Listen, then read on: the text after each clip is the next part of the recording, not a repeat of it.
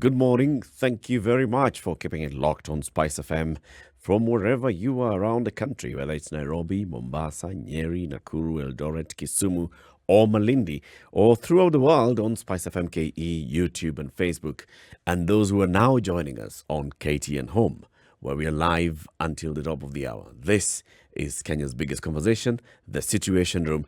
Eric Latif, Ndu Oko, CT Muga, our guest host today is Wanjiru Gikonyo of the Institute for Social Accountability. We have another guest in the studio. We'll be introducing him shortly, but first, the day's proverb. CT Muga. Shimo la ulimi, mkono haufutiki. Again. Shimo la ulimi, mkono haufutiki. Shimo la ulimi, mkono haufutiki. And it helps to shake your head when you're mentioning mkono. And then when you say haufutiki, shake it a little more vigorously. In English, direct translation. Well, a hole created by your tongue cannot be erased by the hand. I had promised to give an example, Yes. but I think Dr. Rugo did that. Did he? He did. No, He you said need to keep your promises. What You, I don't understand. This is what you- January. Yeah, that this was is- his example. This is no, January. and I haven't done Example. homework. You will not. This is January. That was his example. You Yours want now. your example. Yes. For instance, government has said, but we've talked No, enough just about carry on. government. No, we haven't. You You never give stopped example. enough about Has government. said they are delivering tuliambiwa ni nini? Big Four, CBC, SGR, Nairobi Expressway, all promises to the people. Hiyo ni ulimi. Ulimi. Then mkono inatafuta hela. It has gone into our pockets. It has turned us upside down and bado. Okay, I take back. No, this is why That example. so, Is that an example of this proverb? yeah, the point is it's only going to get worse. Can we get back to factory settings and refer to what you said earlier on when I mentioned the proverb? Whether this explanation is actually for this. Is it for this proverb or is it for another proverb? It is. You can't decide just because I'm, bringing out the worst example that it's not valid. No, it's It might be our reality. It's is our just that reality. we have this amnesia or a need for happy stories. It's a lovely example. But I am merely going by the lovely example you set earlier on. Yes. Which proverb are you interpreting? Let me let you have There that must one. be a proverb that goes with that example. I must do my homework. I must do my homework a bit better. Okay. And I must keep my promises. So Let's welcome our Next guest hour. for this hour. And this is journalist Patrick Gathara. He is a journalist, he's a cartoonist, he's a columnist. He runs The Elephant, which is a publication that gets in various thought leaders in various areas. Patrick, good morning. Good morning. Thanks for having me. Good to have you in the show and on the hot seat. Again, I think we had you, the last we had you was It's been a while. 2 years ago. Yeah, it has been a while since I was here. pre-COVID. Yeah. Yeah, He for went sure. It was international. pre-COVID. Yeah. He went international. Those guys, I don't do local radio. No. Big stories only. Local radio just don't call me. They don't invite me to come on. Welcome to the show. So, It's thanks good to to be have here.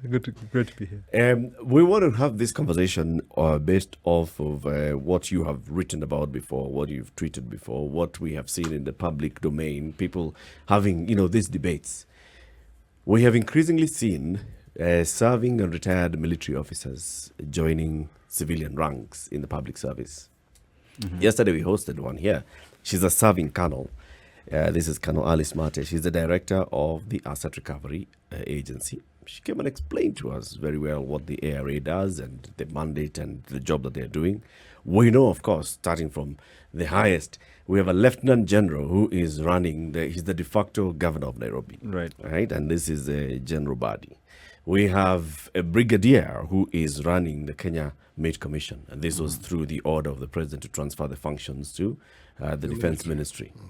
And then we have others who are still serving. We have, for example, a retired officer who's head director general of the Kenya Wildlife Service. We have a retired general who's a principal secretary for energy. We have a retired colonel who's a government spokesperson. We have others, various chairmen, retired generals, retired general who's a chairman of the NSSF, Right. a retired general who's a chairman of Kenya ports, and so on and so forth. What is and someone else? No, just think of the foreign representatives, our ambassadors. And our ambassadors as well. Some retired military officers who serving in Kenya's foreign missions abroad. Good thing, bad thing. Well, for me, it's quite troubling, and I think especially you've got serving officers in civilian roles. I think also, it is concerning when you have retired ones as well, but not so much as in my view, as serving officers. I think if you look at our constitution, it's pretty clear about the role of the military, and even when it's to help civilian authorities, it's really only in emergency situations. It's not really, shouldn't be a routine thing that we deploy military guys internally. And I think Nanjala Nyabola put it pretty well when she said that if you start telling the military that they are better at running the country, they might actually believe you. And then you would find yourself in real problems. They might start thinking, well, we do a better job of running the police. They say so. We do a better job of running butcheries, of running ministries. Why don't we just take over? And I think this is the problem. This is where we start setting it up. And the second thing for me is also Kenya has this kind of idea of, we follow the American example of kind of venerating the military, where we try and project this image of them as incorruptible, as disciplined, etc., people who follow the rules. But we have seen, throughout that they are no different from other agencies. We saw what happened at Westgate, where they looted the mall in full view, of the entire country. We saw their incompetence in places like Garissa. We have seen what they're doing in Somalia, where they are basically smuggling charcoal and sugar. These are not any different from the rest of our institutions. So the idea that giving it to the military then or they're more likely to run it better, for me, I'd really question that. And I think it's about time we got back or had a much clearer understanding that the military is part of this society. It has a specific role that we have set out for it in the Constitution, and we should stick by it. Starting to confuse things, starting to bring them into areas where they shouldn't be, I think is just storing up trouble for the future. So there are instances where even the law allows for the military to come in and assist in civilian roles. Yes. All right? And those instances are not written in the Constitution or in the law Well, as it does say emergencies actually to support or assist civilian authorities in times of emergencies. That's actually in the Constitution. This routine deployment is not something that is authorized by our Constitution. And even when it comes to, for example, areas where we think that they have expertise in protecting, so for example, in providing security, where we have things, they are supposed to be authorized by Parliament to do that. We never hear of them coming back and giving a report to Parliament. We're never told, and it's always assumed as if they're deployed once and it's for all time, or they're authorized once and it's for all time, which I think, again, goes contrary to the intention of the Constitution. This should be extraordinary measures. But the Kenyatta regime has basically made it a normal thing to deploy the military internally. What do you think the rationale is behind these appointments? What do you think, just from where you are and what you've been able to see, what do you think is playing in the background when these appointments are made? Because, as Eric has done the list, we are looking across board, whether it is, in what would be private sector, county government, recovery agency. What do you think is running in the periphery of the mind? Well, I think there are two things for me. First, it's rewarding loyalty, and we've had for a long time, actually, even in terms of Kenyatta's dad and during Moi's time, where in essence, military guys were bribed not to get involved in politics, not to get involved in governance. So they were either allowed to become very wealthy, and stuff. So I think they are being given these jobs as a way to keep them silent, But secondly, and more disturbing for me, is I think there is it seems to me that Kenyatta himself seems to look up to the military, seems to be guided or to prefer to be guided by them. We've seen the photos where he appears in his sort of fatigues and stuff, smiling like a young boy who's been given new toys, to play with. Oh, come on. It is. They have been there, especially the first ones that came out. I was quite surprised. And I think You're for surprised me, the president is smiling. well, no, the way he was and the way he was smiles a lot of behaving the with the whatever, what's that thing, The ceremonial the sword. walking stick thing. Oh, And I thought that he looked, the images that were published, he looked like a guy who'd been given. Now that is the heart of the matter. The images fresh that choice. were Anyway, published. No, well, we the- weren't the there. We interpretation of we Patrick. saw. Yes, that's my But in interpretation. support of interpretation. what And my thing is this. My thing is this. That these ideas, this looking up to the military, and I think even in the way How exactly does he look up to the military? for me, it looks to me, and it seems to me, and again, this is all my interpretation, from what I've seen, is he seems to prefer to be seen as part of them. But he is. No, he's not. Actually, he is not. Actually, the he designation of commander-in-chief is a civilian designation. You should never think that guy there is going in as a military officer. But The can I ask- subordination of the military to the civilians, that is a paramount. core Can I ask- thing can in I ask our you a constitution. question? It does not turn civilian rulers into military ones. Okay. And it is an actual, I think, a very dangerous position to take, to imagine that Kenyatta has been converted into a five-star general. Again, that's your He never interpretation. is. Again, As, that's your as interpretation. commander-in-chief, he's the head of state. Okay? Yes, he's still a civilian. Civilian Yes, state, he's a civilian. a civilian. Never Now, a military. A civilian the state. contention here Yes. is whether there is whether he's part of or not. And I think those are just semantics. As head of state, he's part of every aspect of the of the society. No. As head of state, he has Well, particular functions that he fulfills. Yes. He's One of them being leading the commander-in-chief. military, or he's being able to give orders to the military does not convert him into a military man. Just as our Minister of Defense is not a military person. Neither does And him I wearing like- a military uniform. I like what Patrick. Gathara is saying, because what he's talking about is the designation and delegation of state power, which is actually what's being debated in the Supreme Court in the BBI case. And speaking on this thing of the garb in his submissions, Nelson Harvey talked about the African ruler. The African ruler, and maybe it's a part of our African culture that we have to confront, must be seen to exhibit that splendor and that power. And the power. That is part of our thinking. Yes. But the Constitution expects, actually, the president is there based on delegated authority, delegated from the people, expects servant leadership, Chapter 6, expects Article 6.2, consultative government. And what has happened is the president is uncomfortable.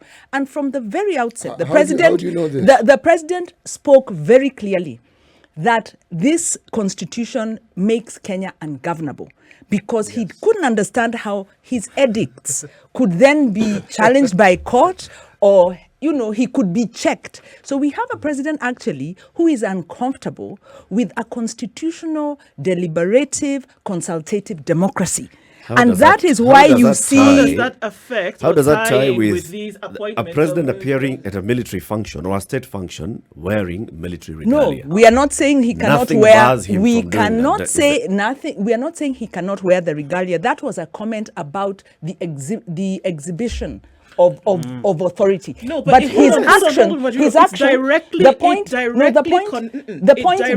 Gathara was saying is, he's saying it connects to the fact that constitutionally we have a separation of powers. Let's clarify we have a separation of powers. Is the president respecting the separation of powers? Let him clarify what he said. Yes. Gathara said, you can see that he wants to be part of them. Because the question I asked that elicited that answer was, what is the rationale behind these appointments? What do you think is happening? What informs these appointments? And I said he looks up to them and he wants to be part of them. It was in the clothing that he wears, it seems as though he wants to be part of them. One of the statements, but he's also said that it's a very dangerous precedent to put military leaders acting military leaders in civilian positions. And also he talked about... Why is it a dangerous precedent? Well, look at what's happening in Sudan. Look at what's happening in other African countries. If the military, I am glad you have mentioned Sudan. Thank you very much. If the military gets used to taking up civilian roles, he has Omar al-Bashir was a military man. Start there. It was a military state. How far back do you want to go? And are you happy with that? Is that something you're recommending? No. This is not a discussion of happiness. I'm simply trying to explain to you that if you're talking about military in government, look at Pakistan, look at Egypt. Are this? And look at Myanmar. Looking up to this? No. Gathara, if you would just listen for a while, you would actually understand what I'm trying to say. I'm trying to say this. There are countries in this world where the military has been an integral part of their political system. Yes. Okay? In That's all states. I am saying. They're not military states.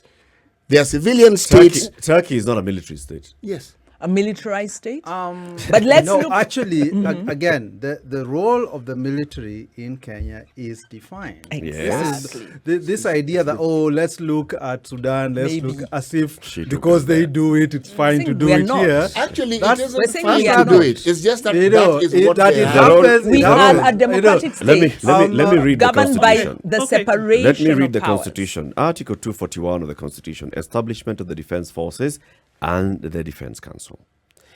The defense forces are responsible for the defense and protection of the sovereignty and territorial integrity of the Republic. They shall assist and cooperate with other authorities in situations of emergency or disaster and report to the National Assembly whenever deployed in such circumstances, and they may be deployed to restore peace in any part of Kenya affected by unrest or instability only with the approval of the National Assembly.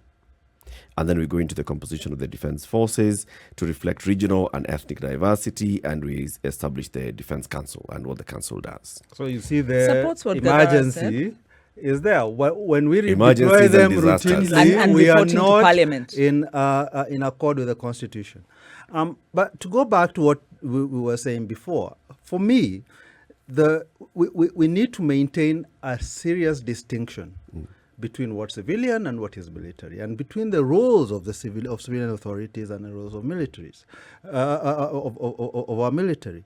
And I think when our president perambulates in his or dresses up in his military fatigues, he tends to confuse that distinctions, or he blurs that distinction.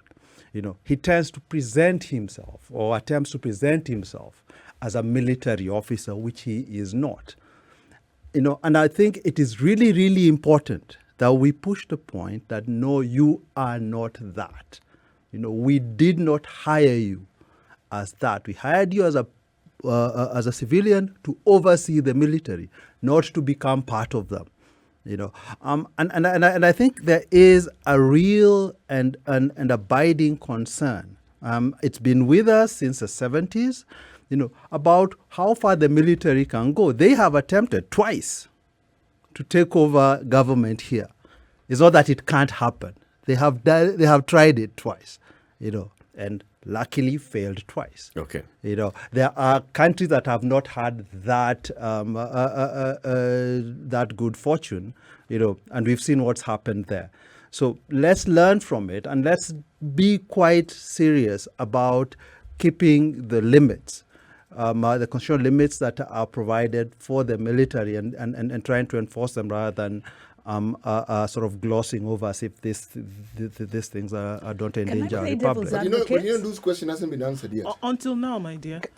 Can I play devil's advocate and say that in the appointment of a serving military officer to the, unfortunately, unconstitutional Nairobi Metropolitan Services, what's your interpretation of that? Did we gain? Did we lose? What are the risks? I think we lost. And I'll say that, I'll tell you why I think we lost. I think the first thing is constitutionally we lost.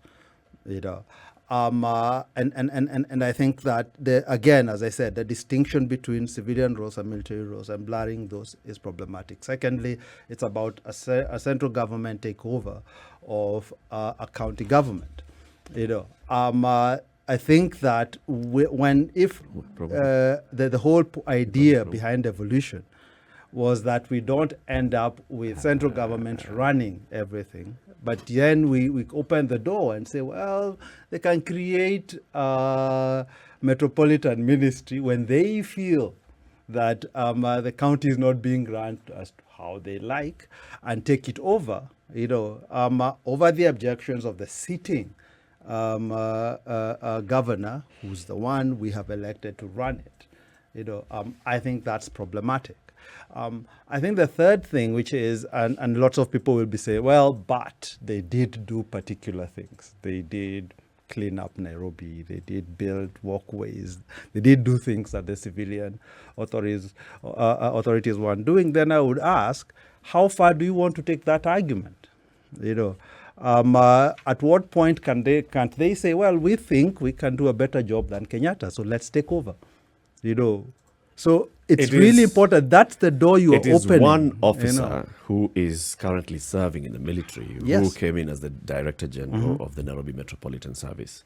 It is not the military that is running the Nairobi Metropolitan Service. At what point do you distinguish? Did he delegate? How do you distinguish it? What are his reporting mandates? Because that's a question The reporting mandate is directly to the president. Yeah, to the president. What's his accountability to the people? It's there. As a military officer. The argument about accountability to the people is something that we can have, whether the NMS is accountable to the people of Nairobi or not. But the structure, or even the director, whether it was General Badi or retired General Badi or Wanjiru Gekonyo in the NMS, the reporting structure is clear, is articulated. Right, in the presidential directive. So if I was to petition if I was to petition the National Assembly on a point of misconduct of the director of the NMS, because that's a power given under the Constitution. Yes. Who are the authorities? Under whose authority does he lie? The office of the president. It's clear.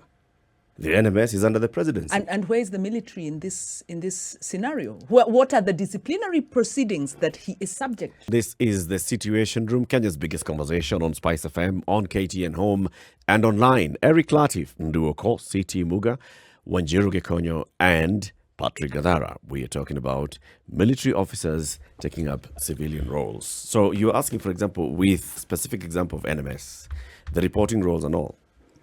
I wanted to move from reporting roles to ask a related question, or put forward a hypothesis that had the government, national government, not taken over Nairobi County, had it not appointed a general, because usually a director anyway would be accountable to the public service. Yep. In this case, the general is accountable to the president. So there's a question around that. But had it not done that, would we then be benefiting from the Nairobi Expressway and all that it pertains? So from a development point of view, is this a good thing, a bad thing, or is it just a fact? Because I put it to you. The expressway is in class A of roads, which are national roads, trunk roads, and all that. Physical planning is a mandate of the county government. And that function was taken over by NMS. The expressway cannot be built without the NMS. Without the approval of either the Nairobi County or, in this case, NMS, and hence what we are seeing in Mukuru.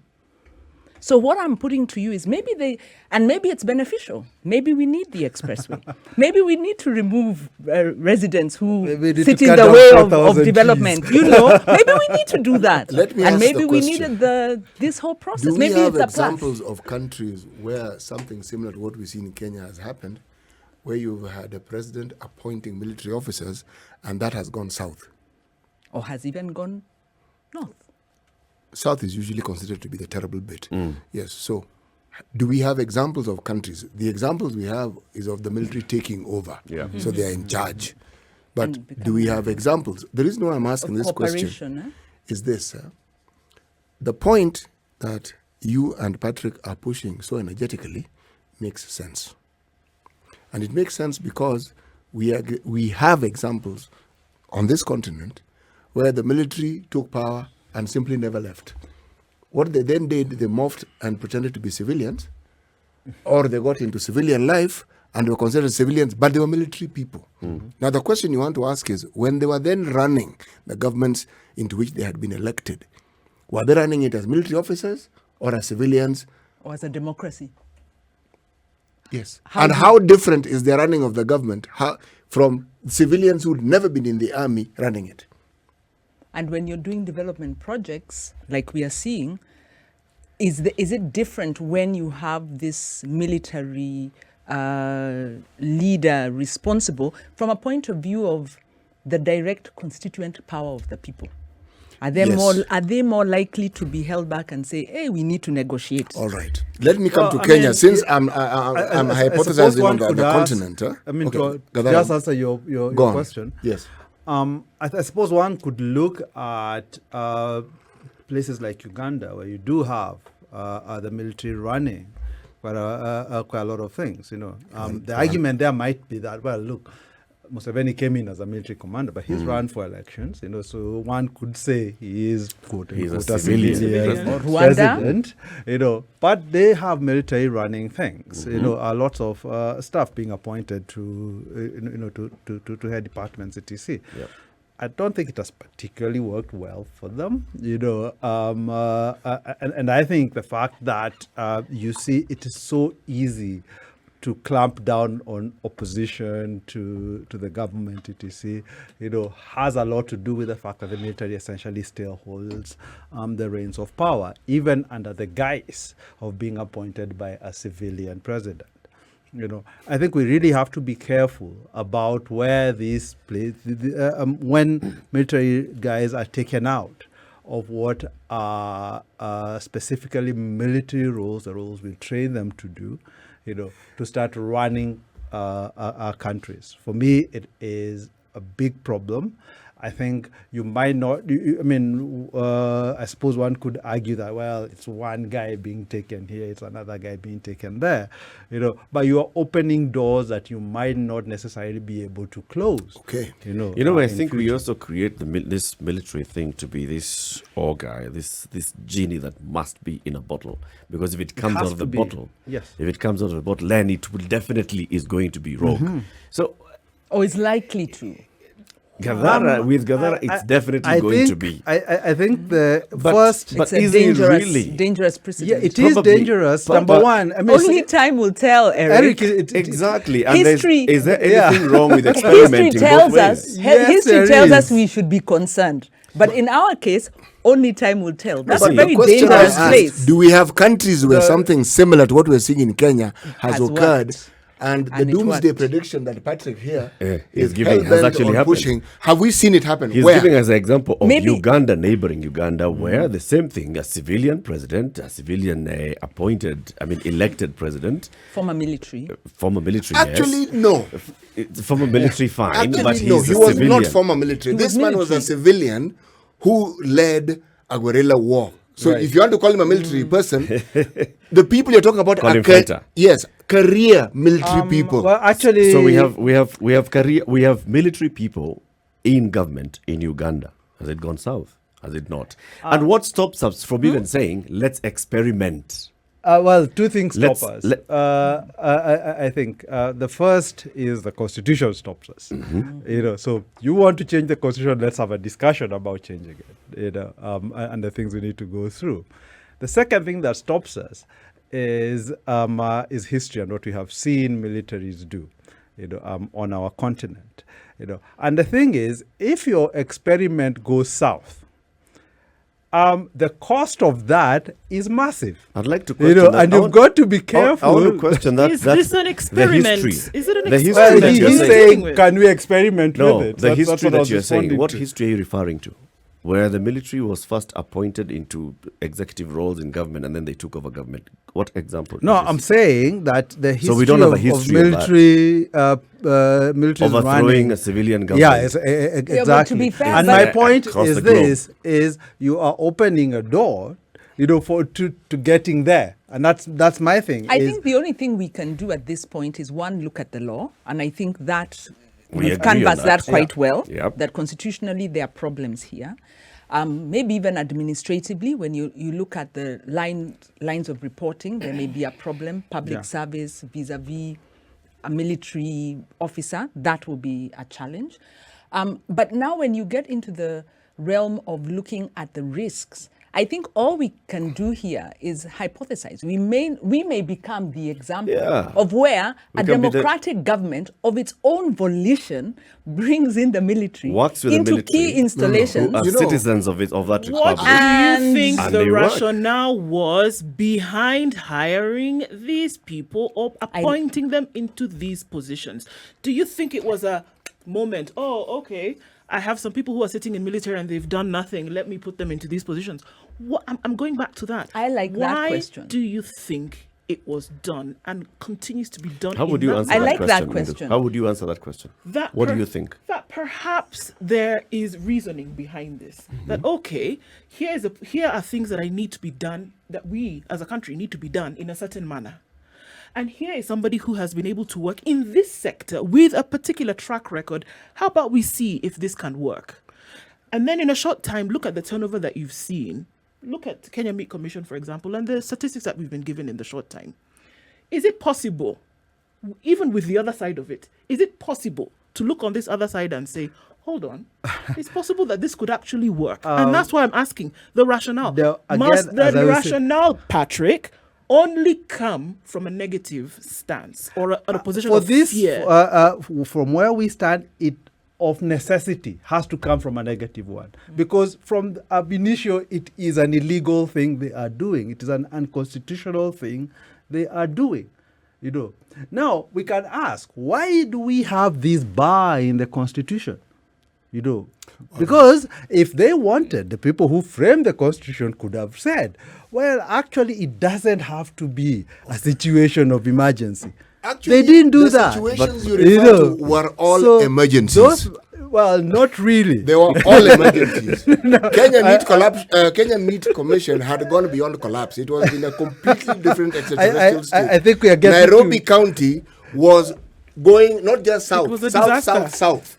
Yeah. And Now, that was the reason why I'm bringing this in, because when do you think the military should come in? We had a situation where the Nanyuki Nairobi railway line was being built, military involved, just so Oh, that you understand. you know They supported. something? Oh, yeah. Please give us the full narrative, City. Kenya Meat Commission, the military steps in. That is the only place Hold- where you can say the military were told to take over. Yes. Yeah, take over. These are the instances. Hold on. The full story is this. The military owes Kenya Meat Commission 7 billion in liabilities. How is any institution going to run when it's not paid? So the full story is it justified to say, well, we're not going to pay you what we owe you so you can run?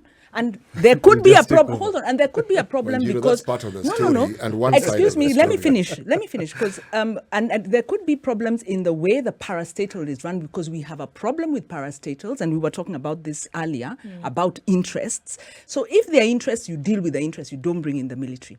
But in this case, KMC, as you say, they've turned it around. Well, there's an issue of what was a Is it conflict what of we interest. say or is it the reality? Nairobi Metropolitan Service, yes, we got the wrong governor.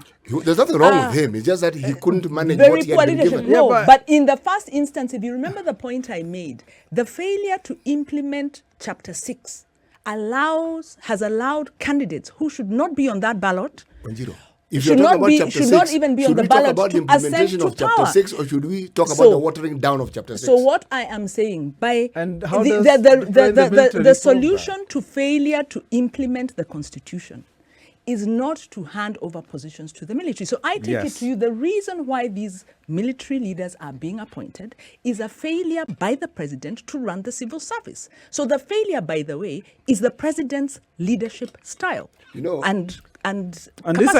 idea, I think one of the things, just to respond a bit to what President President Mwai said, I Kibaki thi- took a military officer, a serving military officer, and brought him to the police.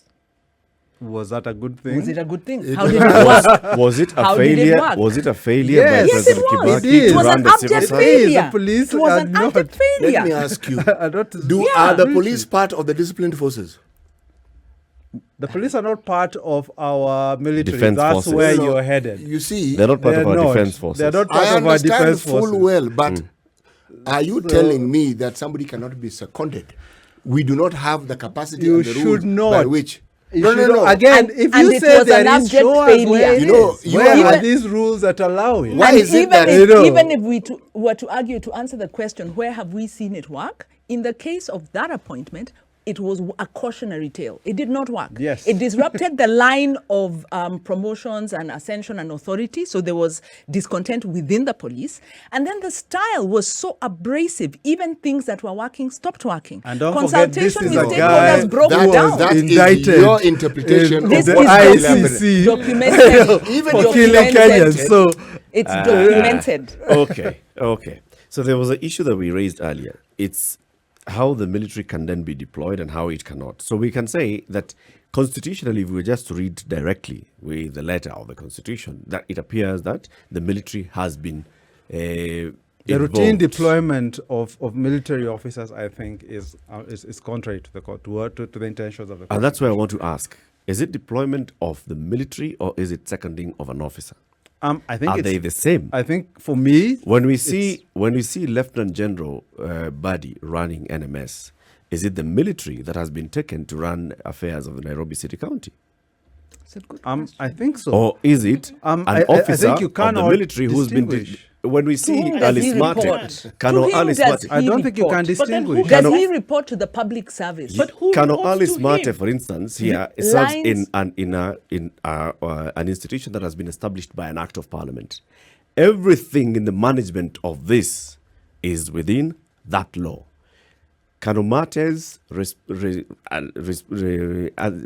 chain of command. the chain of command is still according to the law. It is No, civilian. first of all, we're not questioning the competence of those officers. Yes. Let's be So I'm very saying- clear. So they so this could is be not the very military. competent. But what The you're person- saying, No, Colonel Mate it here is does the not military. respond. Colonel When Mate you here deploy does the not take military, you're orders deploying from- people, you're deploying equipment. Any of those All is, those. Even is personnel. deploying Actually, the military. You even cannot say that officer is now not military. No, no. no. He is still part of the military. even in collection of in the markets, collection of licensing fees and these cess that they charge, they were using the military. And so we had informal traders Where in the were they market. doing Where were this? they using the military? They were using the military. Where? In Nairobi County. We were called to a meeting, by the way. Maybe I live here and somehow. Yes, they how come were- I miss all these things. They were present during the enforcement. During the enforcement, they are not the ones directly engaging because it's KRA officials, but they are working with them. Were they Was military, it military or or this- national youth? Yeah, Not national youth. and national police. It wasn't national It's youth. armed national It police. was not national police. Or is it a military officer who also has been seconded to NMS? No, now we don't know the details, but the complaint that came from the traders was we are intimidated. First of all, we are being coerced by KRA, and then we are seeing that there is military in the background. What are you saying? How are they enforcing how is NMS enforcing bylaws, basic bylaws and basic I revenue think this must laws? have happened before I joined the media. No, this happened during the COVID period. Immediately the takeover of functions happened. And this is And when I think we have to be careful. For me, to answer your question, I don't think you can make a distinction. I think it would be very difficult to sustain that distinction. All right, let me ask you, Patrick. So when I you do am- deploy people from the military, into these positions, you are in essence deploying the military. Can I ask a question? How Yes. that would work? For example, NMS, right? And one of the things that they have done over the last few years is built, over the last few months, is built these 24 hospitals around. the people, one of the people behind that is Dr. Oluga, right? Going about making sure that this work is done. Their boss, as you said, military officer. Would you say that that is the deployment of the military to get these things done? And these, hold on, the work that is being done in the county, in the Nairobi metropolitan region, health-wise, and this is one individual, plus all his other people under him who are working. Will you say that this is active deployment of the military to come into this area to get this work done in the health sector? The deployment of General Badi I'm is talking about the deployment the work. Gathara, no, the don't work hop off again. what You I'm have to. saying. You're not making distinctions. I'm asking about the work that is being Yes, done. but the work that is being done is not what we are talking about. That's We're what talking I'm about asking the about. deployment of a military No, guy. you see, this is the thing. So if you're asking, can the work be done without the military? Yes. But it You wasn't know, being clearly. done. That was the whole point. Now, being yes. done. And this is the No, but question, that's is, a very- is the solution then The to military. deploy? And if the solution is to deploy, are we able to do it? Do our laws allow it? You know, and what you can't just say that because it's working out now, that yes, let's go ahead and do it and let's ignore the legalities around it, you know, or to ignore the threats that then it still poses going forward. You know, And and, it's a that's very my dangerous- point, is let's be clear. When we say we are deploying the military, first, are we constitutionally allowed to do it? But are That's we our deploying? first question. That's our Okay. first point of call. Anything that the president does that is not in accord with the constitution is an illegal act. You know, he shouldn't be doing it and he shouldn't be sitting here and trying to sort of guise it up. And if You he know, has it's arguments not. to support You know, it, he the should then second follow thing the is, procedure. we should not ignore why it is we have these barriers in the constitution. You know, these are things that are telling us, you know, there are dangers, there are threats. You know, and be careful about getting sort of the lollipop of, they Patrick. built a few hospitals here and there, Patrick, and those you hospitals accept are it not- and no, you no, get used to it, and then And I in agree with future, that. when they come on and actually start exercising these things in ways that you will find very hard to reverse. Yeah. We You need know, to make because you've choices given about it to how them. we do Be careful. development. You know, And the the- third, you know, well, if I may just finish, the third thing that I find for me quite problematic is this idea that if some politicians fail, then therefore the whole rubric of civilian rule is the problem. And the way we solve that is let's bring in military. This lionization of military guys, Kenyatta said it very interestingly when he was talking about Badi in government. He says, this guy, I'm bringing my military chappy basically to do things that as I want them done. He doesn't like these what do you call it? The mess of having to convince people, of having to talk to them, of having to actually get their consent. He'd much prefer military guy, give an order, something gets done. That's it. That is dangerous. That is problematic. That is not how democratic states should be run. And I think if we start valorizing that, we will very soon find ourselves in a situation position where we can't where, reverse. that we can't get back from. This is the Situation Room, the only way to start your day.